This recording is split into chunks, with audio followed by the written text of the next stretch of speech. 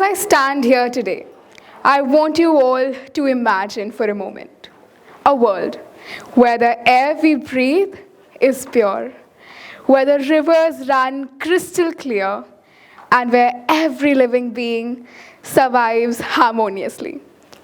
Envision a world where the impact of climate change does not discriminate based on socioeconomic status.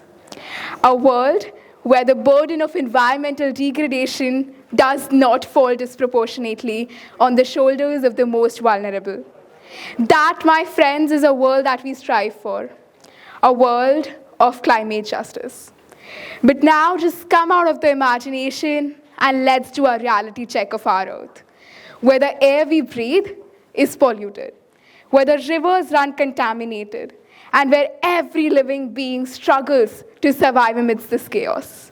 But why is that so? Who is to put accountable, and how do we reset the balance once again? Today, you will get to know all of this from my talk. You will get to know something which is the closest to my heart. Greetings of the day, everyone, or shall I say, sustainable salutations. Today, I stand before you not just as an individual, but as a voice for the voiceless.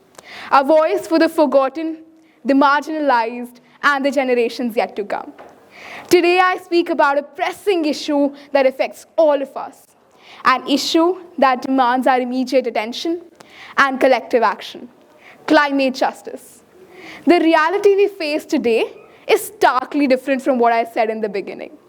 The time it took me to walk on the stage, say around 10 seconds, more than 10,000 metric tons of climate-warming gases had been pumped into the atmosphere by human actions. Our planet is in peril, and the consequences of our actions are becoming increasingly apparent. Rising temperatures, shifting weather events, and vanishing ecosystems remind us of the urgent need to address climate change. However, we must not forget that climate change is not just an environmental issue. It is a matter of justice. Imagine a farmer in a developing country whose livelihood is threatened by droughts, floods, and overall changing weather patterns. Picture a coastal community forced to relocate due to rising sea levels, losing their homes, their culture, and their sense of belonging. Think about the children who have to bear the brunt of polluted air, suffering from respiratory diseases and limited opportunities to thrive.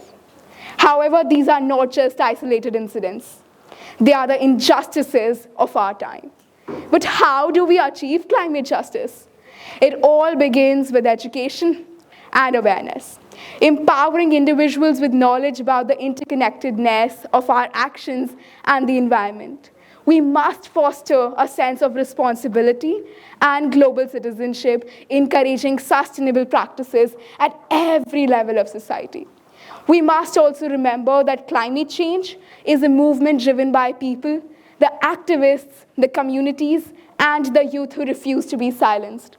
It is a movement that transcends borders and ideologies, uniting us under the common goal of preserving the earth for the future generations to come. So let me ask you this, that during COVID, was it intentionally taught to our children to wear masks? Because it seems to me that in the span of around 15 years from now, it'll become a part of human race forever. You have lived your life the way you wanted, free to roam around in the lush green fields. Don't you want to give us the same childhood? Don't you think that we deserve it? It is all in our hands, and I want the future generations to have a safe world to live in. In 100, 200, or 300 years, I want people to still be able to see the blue sky that I'm seeing today, and not some smoggy haze full of toxic pollution. We have just 7 years to make a difference. Otherwise, till 2050, the world as we know, with all its beauty, will turn into nothing but a heap of disaster.